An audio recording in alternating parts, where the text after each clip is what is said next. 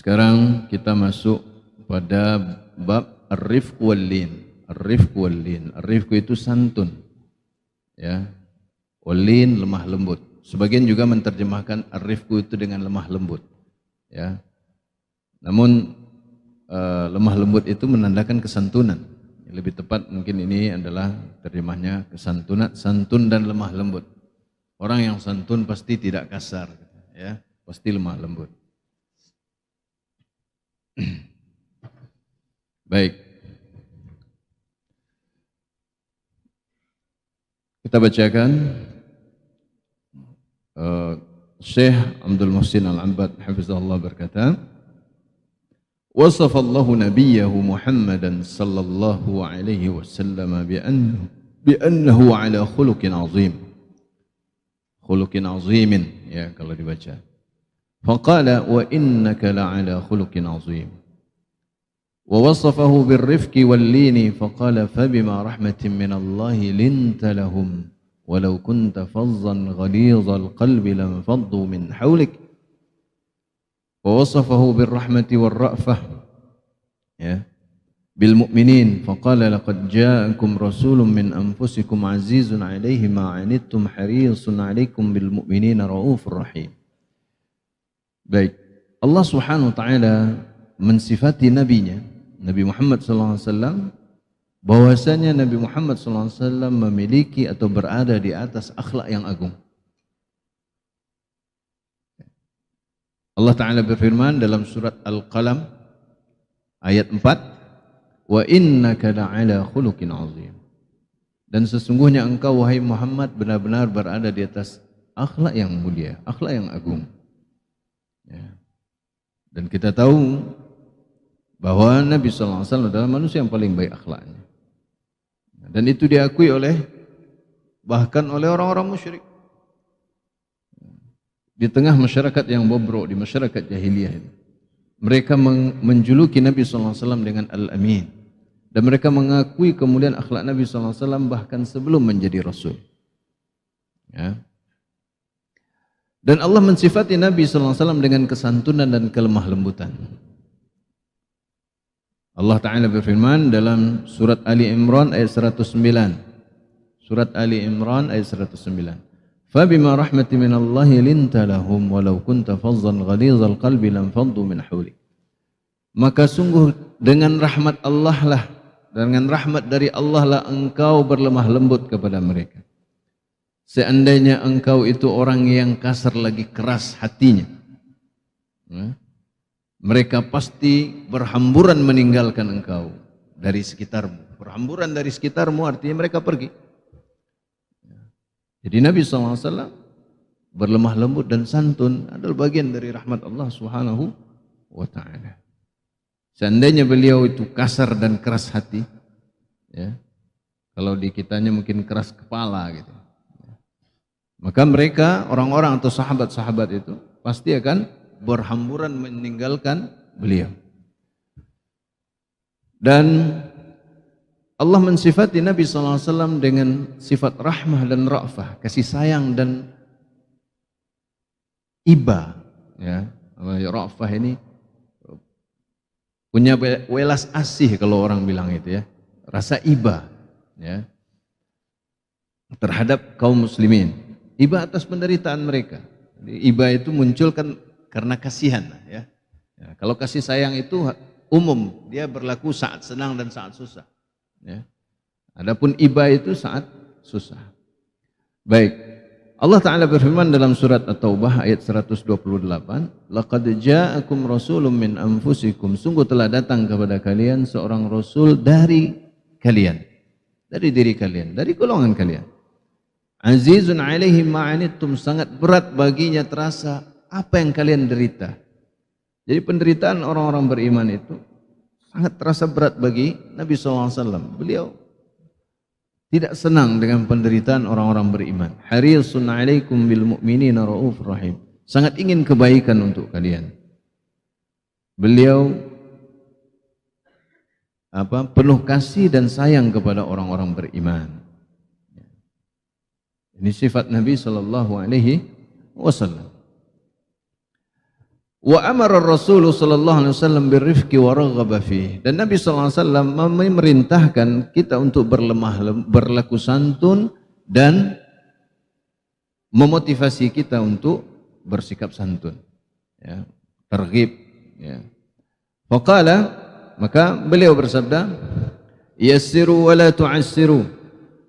Ya, perhatikan ini.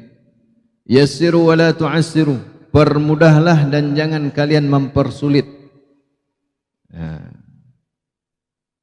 Orang yang santun itu pasti akan mempermudah juga. Wa basyiru wa la tunaffiru. Dan berilah berita gembira, jangan membuat orang lari. Ya. Berilah berita gembira sehingga orang bersemangat, dan janganlah engkau membuat orang lari. Hadis ini diriwayatkan oleh Imam Bukhari. Tentu lari karena buruknya akhlak gitu ya. Karena buruknya cara. Maka Nabi SAW mempermudah urusan ya. Tidak mau mempersulit. Bahkan beliau kalau menghadapi suatu urusan ada dua pilihan. Yang satu lebih mudah dari yang lain, beliau tempuh yang lebih mudah ya. Tidak suka mempersulit diri dan orang lain. Maka jangan pakai prinsip orang sekarang, kalau bisa dipersulit kenapa dipermudah? Ini prinsip iblis dan bala tentaranya. Ya, gitulah. Ya. Maka tidak boleh kita melakukan keburukan seperti mempersulit urusan orang lain. Hadis riwayat Imam Muslim. Ya, hadis riwayat Imam Bukhari dan juga Imam Muslim. Imam Bukhari nomor 69 dan Imam Muslim nomor 1734. Dari hadis Anas bin Malik radhiyallahu anhu. Baik, dan ini salah satu bentuk kesantunan dan kelemah lembutan, mempermudah urusan dan memberikan berita gembira.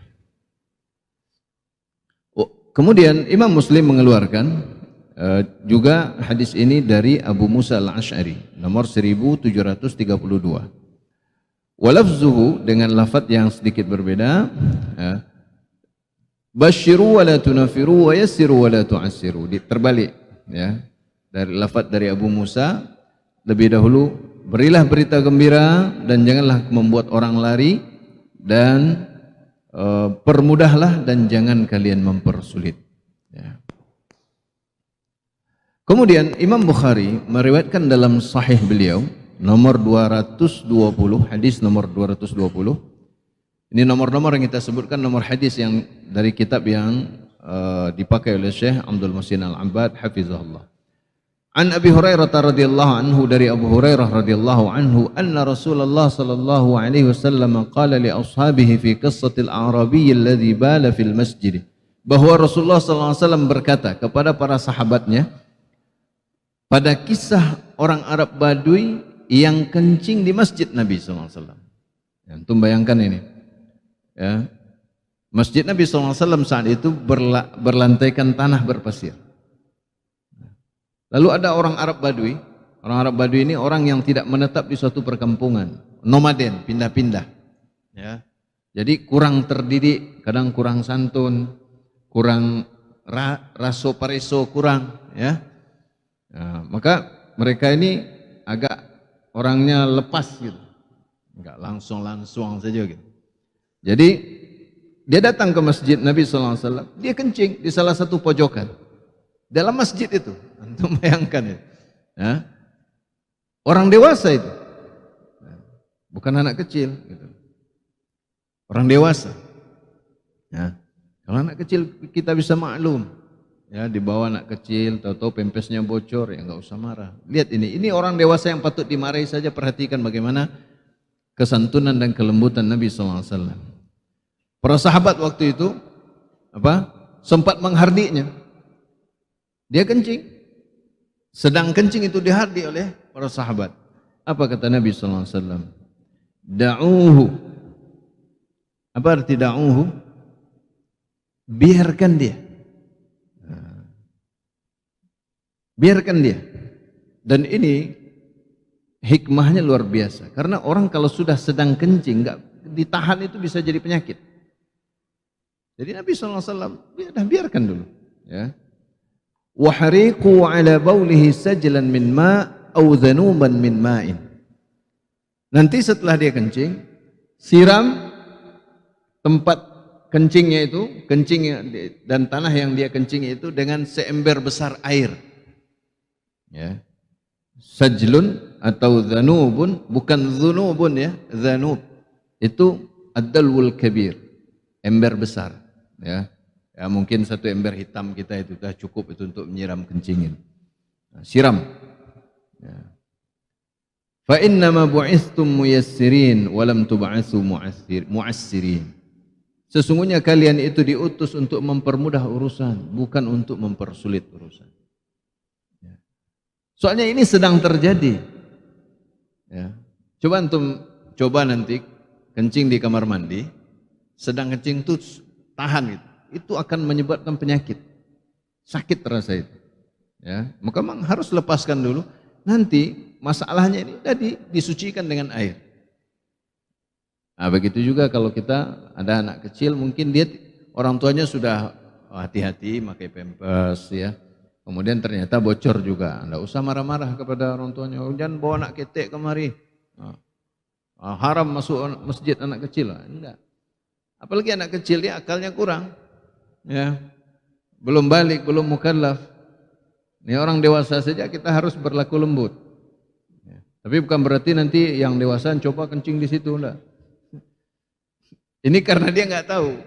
Ya, maka kemudian ditegur oleh Nabi bahwa masjid tidak dibuat untuk ini. Jadi kencing itu nanti di tempat yang jauh, bukan di masjid.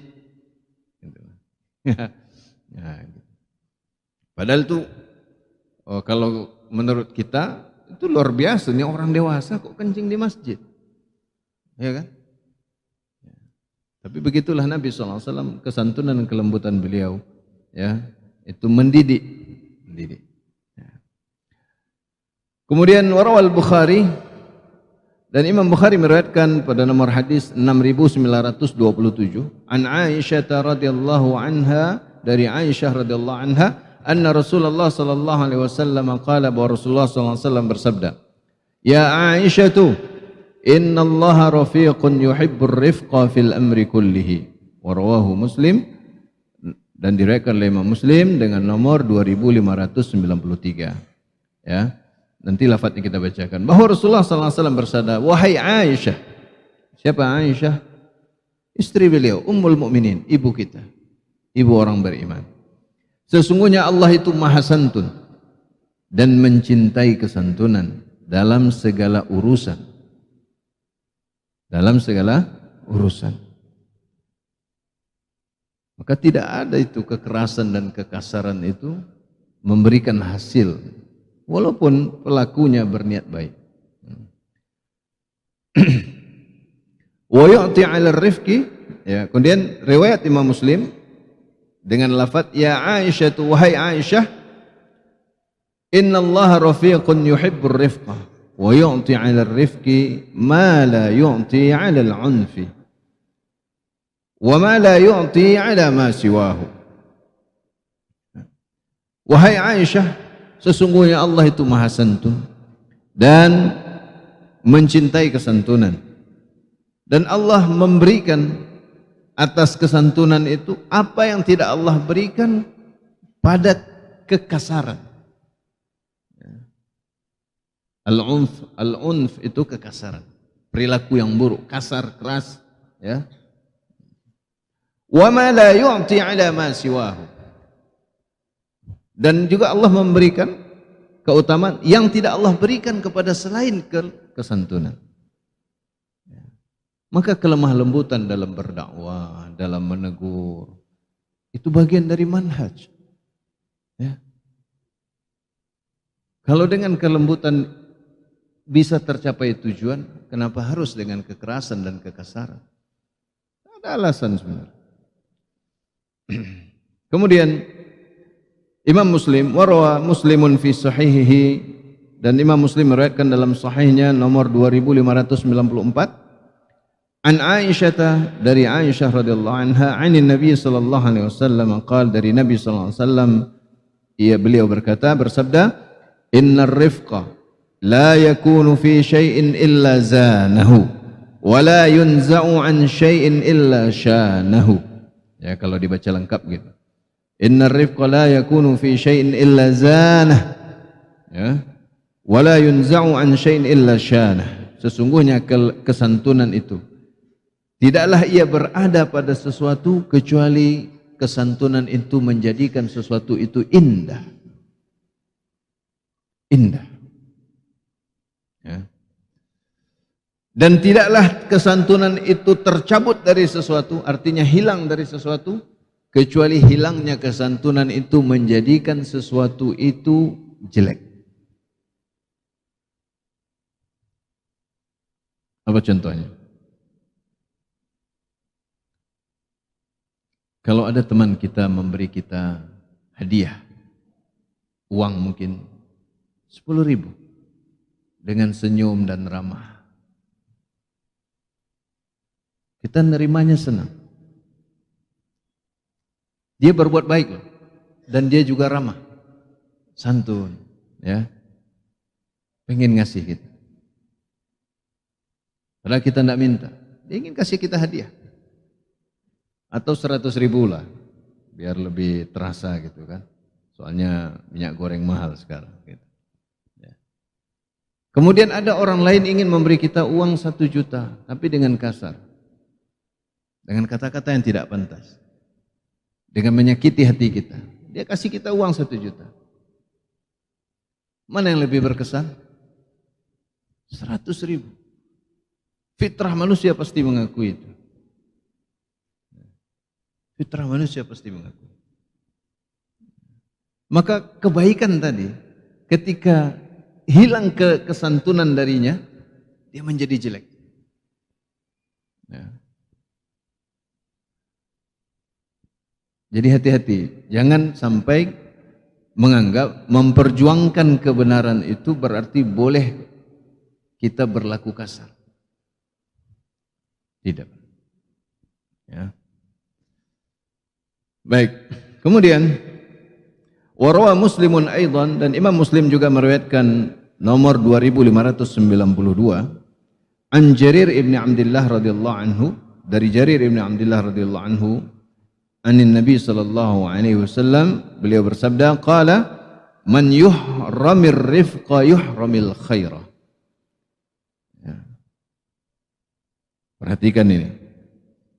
Barang siapa yang terhalang dari kesantunan, dia tidak mendapatkan rezeki, yaitu sifat santun, artinya dia kasar, maka dia terhalang dari kebaikan. Ya. Walaupun antum memperjuangkan kebenaran, tapi dengan tidak santun, maka antum akan terhalang dari kebaikan.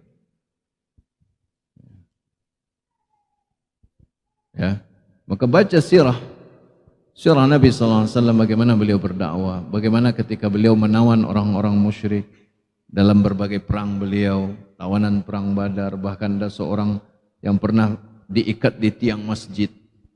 Ya, tiap hari beliau tanya keadaannya. Padahal itu orang kafir, orang musyrik. Bagaimana kesantunan Nabi sallallahu alaihi wasallam? Yang ketika orang ini dilepaskan oleh Nabi SAW, dia pergi, kemudian kalau nggak salah dia mandi, dia balik, dia mengucapkan syahadat. Luar biasa. Ya. Baik. Waqad amara Allahu an-nabiyyin al-karimin Musa waqad amara Allahu an-nabiyyin al-karimain Musa wa Haruna alaihi wassalatu wassalam. Dan Allah telah memerintahkan 2 orang nabi yang mulia, yaitu Nabi Musa dan Nabi Harun, ya. Alaihi wassalatu wassalam, atas keduanya salawat dan salam. Ayyad'uwa Fir'auna birrifqi wal lini, agar mendakwahi Fir'aun dengan santun dan lemah lembut. Ya, padahal kita tahu apa dosa Fir'aun. Ada orang yang lebih ingkar dari Fir'aun. Dia mengaku Tuhan lah. Ya. Dia mengaku Tuhan. Apa kira dosa yang lebih besar lagi daripada itu? Ya. Itu luar biasa, ya. Membunuh anak laki-laki dari Bani Israel. Bayangkan bayi laki-laki dibantai. Kira-kira manusia apa seperti itu? Karena dia percaya ramalan seorang penyihir, ya, bahwa kerajaannya akan dihancurkan oleh seorang anak laki-laki dari Bani Israel. Lalu dia melakukan kekejian itu. Allah Ta'ala berfirman, faqala, ini dalam surat Taha, ya, ayat 43, 44. Faqala idhhaba ila fir'auna innahu tagha faqula lahu qawlan layyina la'allahu yatadhakkaru aw yakhsha. Pergilah kalian berdua wahai Musa dan Harun kepada Fir'aun, sesungguhnya dia telah melampaui batas. Lalu katakanlah kepadanya perkataan yang lembut agar dia menjadi ingat atau mengambil pelajaran atau takut, agar dia mendapatkan pelajaran jadi ingat, atau dia muncul rasa takutnya bahwa dia telah melakukan suatu dosa yang sangat besar. Ya. Dan barangkali setiap kita pun pernah mengalami, mungkin dengan orang-orang terdekat kita, anak kita, istri kita, atau orang tua kita, berbicara dengan lembut kepada kita, lalu akhirnya kita sadar, takana bana. Padahal sebelum itu mungkin kita sering ditegur dengan keras, sampai bertengkar, ribut, namun enggak pernah menyentuh ke hati ini, sehingga enggak ada keinginan untuk merubah. Justru makin keras pula mantulnya. Ternyata dengan kesantunan itu bisa tersentuh. Baik. Kemudian Allah Subhanahu wa taala wasafallahu as-sahabatal kirama bit-tarahumi fima bainahum. Dan Allah Subhanahu wa taala mensifati para sahabat yang mulia, yaitu para sahabat Nabi radhiyallahu anhum, bahwa mereka memiliki sifat saling menyayangi, at-tarahum fima bainahum. Ya, fima bainahum. Saling menyayangi di antara mereka. Ada yang kurang, perlu dibantu, ya. Mereka saling menyayangi, dan saling menyayangi itu tidak mungkin dengan keras dan kasar, dengan caci maki, menghina diri orang lain, menghina keluarganya, ayah ibunya, ya, atau menghina anak sendiri. Alhamdulillah. Karena sebagian orang ada yang menyebut anaknya anak setan, anak kandungnya setan, berarti dia setannya. Dan apakah itu akan memberikan kebaikan pada sang anak? Tidak. Akan membuat jiwanya semakin keras, melekat padanya perilaku suka menghina, karena dia menerima itu dari orang tuanya sendiri. Tidak menghasilkan apa-apa, ya. Faqala Muhammadur Rasulullah walladzina ma'ahu asyidda'u 'alal kuffari ruhama'u bainahum. Muhammad adalah utusan Allah, dan orang-orang yang bersamanya itu para sahabat. Mereka itu keras terhadap orang kafir dan saling berkasih sayang di antara mereka. Ini akhlak yang melekat pada para sahabat. Ruhama, ya, jamak dari rahim, itu menandakan itu melekat, sifatnya tetap ada pada mereka. Ya. Ya. Maka Ahlus Sunnah itu saling menyayangi. Bahkan Imam Sufyan Ats-Tsauri mengatakan, kalau engkau mendapat kabar bahwa di timur ada satu orang Ahlus Sunnah dan di barat ada satu orang Ahlus Sunnah, kirim salam kepada keduanya. Karena Ahlus Sunnah itu sangat sedikit. Bagaimana mungkin Ahlus Sunnah kita yang sudah berada dalam suatu daerah malah bermusuhan hanya karena prasangka, hanya karena isu, hanya karena dunia? Musibah besar. Justru kita harus saling menyayangi, dan sayang itu dengan kesantunan dan kelemah lembutan. kepedulian sesama kita. Ada kawan yang kekurangan, ada mungkin yang tidak makan. Kita harus saling membantu yang membutuhkan bantuan dan segala macamnya. Ada satu kisah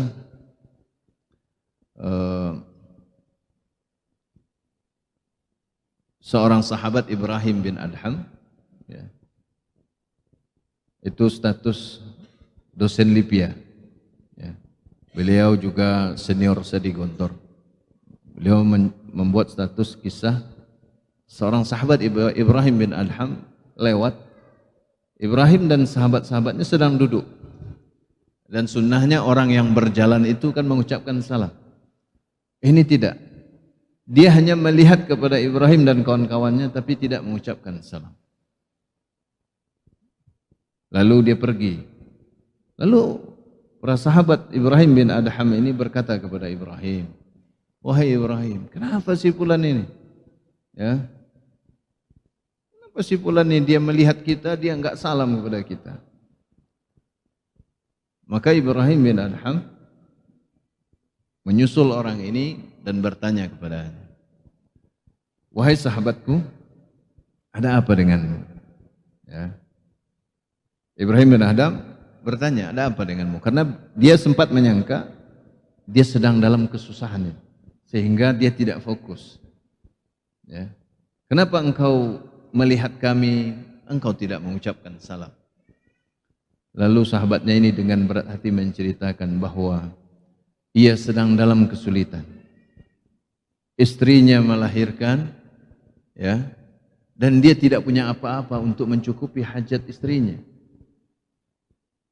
Sehingga dia pikiran itu memberatkannya, dan sehingga dia walaupun terlihat matanya melihat kepada Ibrahim bin Adham dan kawan-kawannya, mungkin dia tidak memikirkan sama sekali, ya. Sama seperti kita ketika sedang bersedih hati, orang lewat, orang nelpon, orang nyapa, kadang enggak peduli. Kita enggak fokus ke sana. Maka Ibrahim bin Adham mengatakan, pulang kepada teman-temannya, kemudian mengatakan, "Sungguh kita telah berbuat dosa 2 kali kepada kawan kita ini. Pertama, kita berburuk sangka kepada dia. Kedua, kita biarkan dia dalam kesulitan tanpa kita membantunya." Maka Ibrahim bin Adham kemudian mengambil 2 dinar. Antum tahu 2 dinar berapa harganya? Ya, 1 dinar 3 jutaan, lebih ya. Ya, 4/4 gram emas. Berapa kali berapa itu? Ya, 3.600.000 lah, maksudnya lebih lah. 2 dinar. Yang 1 dinar beliau belikan bahan makanan termasuk daging, gandum, dan yang lain-lainnya. Ya. Kemudian dia ketuk pintu rumah temannya ini, dia letakkan semua bahan itu, kemudian uang 1 dinar di atas semua bahan tersebut. Lalu dia katakan, "Ada sesuatu di depan pintu, silahkan diambil." Lalu Ibrahim ini pergi. Kepedulian, ya, salah satu bentuk kasih sayang. Baik. Sekarang kita masuk pada mauqif ahli sunnati minal alimi idza akhta annahu yu'dharu fala yubadda'u wa la yuhjaru.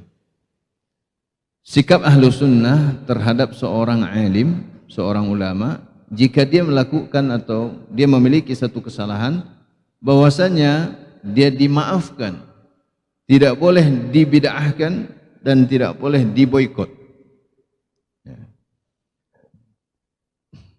Baik. Beliau berkata, "Laisatil ismatu li ahadin ba'da Rasulillah sallallahu alaihi wasallam." Tidak ada kemaksuman, artinya terpelihara dari kesalahan, itu tidak ada.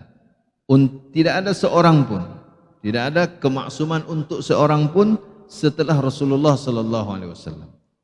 Bahkan Abu Bakar pun tidak maksum, Umar pun tidak maksum, ya. Dan sangat masyhur kisah Umar ditegur oleh seorang wanita tua berkaitan dengan mahar. maksum, tapi itu tidak menjatuhkan wibawa Umar dan tidak merendahkan ketinggian derajat Umar.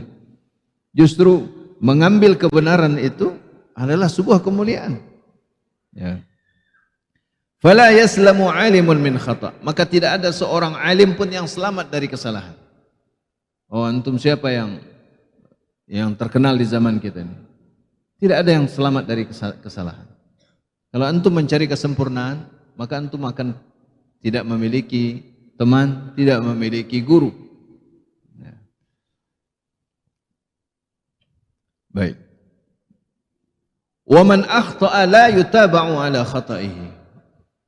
Barang siapa yang salah, ya maksudnya orang alim yang salah, maka kesalahannya itu tidak boleh diikuti. Ya. Tidak boleh diikuti. Wala yuttakhadhu dhalikal khata'u dhari'atan ila 'aibihi wat tahdhiri minhu. Dan tidak boleh pula kesalahan orang tersebut, kesalahan orang alim itu dijadikan jalan untuk mencelanya dan mentahdzirnya. Bal yughtafaru khata'uhu al-qalilu fi shawabihil katsiri. Tapi kesalahannya yang sedikit itu dimaafkan dalam kebenarannya yang banyak. Ya. Maaf,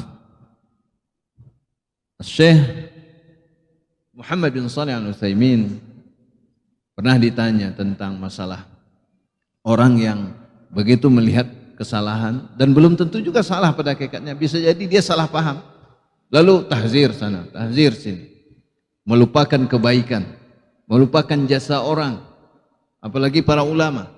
Beliau mengatakan ini manhajnya wanita. Maaf, ini dari mana beliau mengambil? Dari hadis Nabi SAW yang mendatangi barisan wanita, ya ma'syaran nisa tasaddaqna, wahai kaum wanita bersedekahlah kalian, sungguhnya aku melihat penduduk neraka mayoritasnya adalah kalian. Aku melihat mayoritas penduduk neraka adalah wanita. Ketika mereka bertanya, kenapa ya Rasulullah, apakah mereka kufur?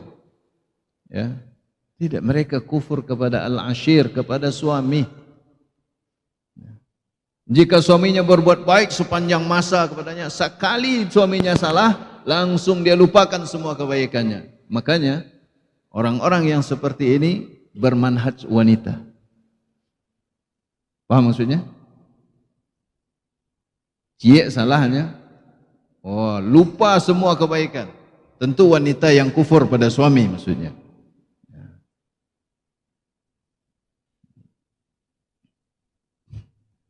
Baik. Wa man kana min haula'il ulama'i qad madha fayustafadu min ilmihi ma'al hadari min mutaba'atihi 'alal khata'i wa yud'a lahu wa yutarahhamu 'alaihi. Dan siapa dari ulama-ulama tersebut yang telah meninggal, telah berlalu, ya, maka tetap diambil faidah dari ilmunya, disertai berhati-hati atau disertai dengan memberikan peringatan untuk tidak mengikutinya dalam kesalahannya. Dalam kesalahannya. Nanti akan ada contoh-contohnya. Jadi yang sudah meninggal didoakan, ya, tetap diambil ilmunya dan dihindari kesalahannya. Maka kita harus merujuk kepada ulama. Apa yang salah dari ulama ahlus sunnah tersebut? Wa yud'a lahu, dan dia didoakan kebaikan baginya. Wa yutarahhamu alaihi, didoakan rahmat baginya dengan mengucapkan rahimahullah. Rahimahullah itu artinya semoga Allah merahmatinya. Dan barang siapa, wa man kana hayyan sawa'un kana 'aliman aw taliba 'ilmin yunabbahu 'ala khata'ihi birifqin walinin wa mahabbatin lisalamatihi minal khata'i wa ruju'ihi ila shawabi. Dan siapa yang masih hidup dari orang alim yang salah tersebut, baik dia seorang alim atau seorang penuntut ilmu, maka diingatkan kesalahannya tersebut. Ini salah.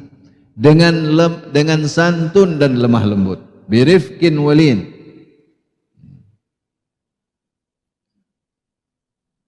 Ya.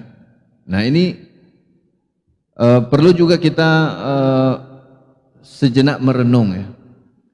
Sikap kita ketika orang menasihati dengan lemah lembut ini juga menjadi sebab yang baik untuk menambah luasnya sikap lemah lembut.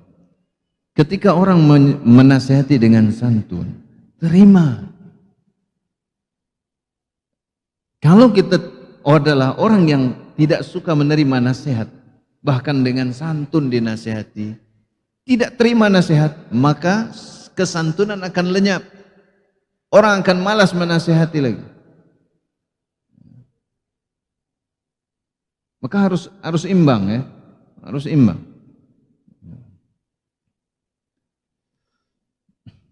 Sama dengan ini soal hutang piutang. Kenapa sekarang orang jarang mau memberi hutang? Karena kita tidak jujur dalam berhutang. Tanpa riba padahal. Hutang tanpa riba, kita malas membayarnya. Janji. Giliran pakai riba, rajin bayar. Ya. Ini mana akalnya? Ya. Salah satu sebab kenapa rentenir banyak, karena kita ketika saudara kita memberi hutang tanpa riba, kita tidak membayarnya. Maka Allah hukum kita dengan orang yang memeras kita dengan pintu hutang tersebut, lalu kita malah rajin membayarnya. Iya Pak, iya. Baik, maka diingatkan akan kesalahannya tersebut dengan santun dan lembut dan penuh kasih sayang. Penuh kasih sayang. Untuk apa? Untuk keselamatan dia dari kesalahan dan agar dia kembali kepada kebenaran. Agar dia kembali pada kebenaran. Dan ini salah satu yang repot. Saya sering diminta, Ustaz, tolong nasihati fulan, tolong nasihati suami saya, Ustaz, tolong nasihati fulan bin fulan. Ya. Kadang sangat berat menasihati, malah orang-orang yang dekat dengan kita itu lebih sulit menasihatinya. Karena ketika dinasihati biasanya dia menjauh, pertanda hatinya tidak menerima. Ada juga seorang suami bertahun-tahun bermasalah, tidak ada penyelesaian sama sekali dan tidak ada usaha untuk itu. Istrinya berulang kali meminta agar dinasihati, lalu saya panggil, saya nasihati, lalu dia marah pada istri, lapor-lapor pada ustaz. Dan itu bagian dari syariat. Seorang istri melapor kepada orang yang berilmu untuk meminta solusi, itu bagian dari syariat. Lihat Hindun binti Utbah mengadukan suaminya Abu Sufyan yang pelit kepada Nabi SAW. Kalau tidak ingin dikadukan, jangan buat ulah. Jangan buat ulah. Gitu. Baik, kalau ada salah langsung perbaiki, koreksi diri. Itu akan lebih selamat. Ini yang sulitnya seperti itu. Kadang yang kita ini yang sulit menasihatinya. Malah lebih mudah menasihati orang awam. Maka ada sesuatu yang salah pada kita. Berarti kita belajar kebenaran ini bisa jadi hanya untuk melihat kesalahan orang lain, bukan untuk melihat kesalahan diri kita. Baik. Jadi dinasihati dengan santun dan lemah lembut dan penuh kasih sayang, cinta, agar dia selamat dari kesalahan dan meninggalkan kesalahan tersebut, serta kemudian rujuk atau kembali kepada kebenaran. Dah azan mas? Belum waktunya? Sudah belum? Sudah ya? Baik, kita azan dulu, kita tambah sedikit ya. Untuk kawan-kawan mulazamah, ana minta maaf karena ana masih agak pusing ya. Agak Jumat kemarin pagi itu ana menghempaskan badan di kasur, tahu-tahu pusing, vertigo kata orang. Dia masih agak melayang-layang gitu. Ya. Untung nggak terbang, kalau terbang repot gitu. Ya. Kemudian beliau mulai melanjutkan menjelaskan contoh beberapa ulama. Ya, ada 3 ulama yang beliau sebutkan yang memiliki kesalahan, namun ilmu mereka ini luar biasa. Ya. Dan para ulama Ahlus Sunnah pun tetap mengambil dari mereka. Wa minal ulama'i alladhina madaw wa indahum khalalun fi masail min al-aqidati, ya. Wala yastaghni al-ulama'u wa talabatul ilmi an ilmihim. Bal inna mu'allafatihim min al-maraji'il muhimmati lil mushtaghilina fil ilmi. Al-a'immah Al-Baihaqi wa Nawawi wa Ibn Hajar Al-Asqalani. Dan di antara ulama-ulama yang telah berlalu, orang-orang yang terdahulu, yang telah meninggal, dan mereka memiliki celah pada sebagian masalah akidah. Ini terutama dalam masalah asma wa sifat. Ya. Masalah akidah. Dan para ulama serta para penuntut ilmu membutuhkan ilmu mereka. Bahkan tulisan-tulisan mereka, karya-karya mereka, kitab-kitab mereka merupakan rujukan utama, rujukan yang sangat penting bagi orang yang sibuk dengan ilmu. Para imam-imam itu diantaranya adalah Imam Al-Baihaqi, Imam An-Nawawi, dan Imam Ibn Hajar Al-Asqalani, ya, penulis Fathul Bari. Imam An-Nawawi ma'ruf Al-Arba'in An-Nawawiyah, Riyadhus Shalihin, ya, Syarah Sahih Muslim, Al-Majmu' Syarah Muhadzab, ya, I'anatut Talibin, dan yang lain-lainnya. Imam Al-Baihaqi juga begitu. Di antara yang terkenal Imam kitab Syu'abul Imannya, ya. Kemudian kitab As-Sunan Al-Kubra lil Baihaqi dan yang lain-lainnya. Beliau mengatakan fa ammal Imam Ahmad bin Husain Abu Bakar Al-Baihaqi. Beliau merinci satu persatu, mulai dari Imam Al-Baihaqi dulu. Ya, beliau ini termasuk dari Asy'ariyah mutaqaddimin yang beliau dalam masalah akidah, asma wa sifat, ya. Namun beliau juga memiliki hal-hal yang sesuai dengan banyak yang sesuai dengan salaf. Nah, perhatikan ini, faqad qala fihi adz-Dzahabi fi Siyar. Imam Az-Zahabi berkata tentang Imam Al-Baihaqi dalam kitab beliau yang luar biasa, Siyar A'lamin Nubala. Juz atau jilid 18 halaman 163 wa ma ba'daha dan yang setelahnya. Oh, Masya Allah. Sabar nak, sebentar nak ya. Insya Allah satu ini lagi. Wal hafizul allamatu thabatul faqihu syekhul Islam. Imam Al-Baihaqi adalah seorang yang hafiz, al-allamah yang berilmu, al-thabat yang kokoh, al-faqih yang faqih, ya, syekhul Islam, juga syekhul Islam. Wa qala, dan Imam Az-Zahabi juga berkata, wa burika lahu fi ilmihi, dan diberkahi baginya ilmunya. Wa sannafat tasanifan nafi'ata, dan beliau menulis tulisan atau kitab-kitab karya-karya yang bermanfaat. Wa qala, dan beliau juga berkata, wa anqata'a bi qaryatihi muqbilan 'alal jam'i wat ta'lif. Imam Al-Baihaqi ini inqata' bi qaryatihi, artinya beliau fokus di Korea, enggak kemana-mana, di negerinya, ya. Dan dia fokus menghimpun dan menulis, menyusun kitab. Fa'amila as-sunan al-kabir atau as-sunan al-kubra, maka beliau menyusun kitab hadis as-sunan al-kubra lil Baihaqi fi 10 mujalladatin, dalam 10 jilid.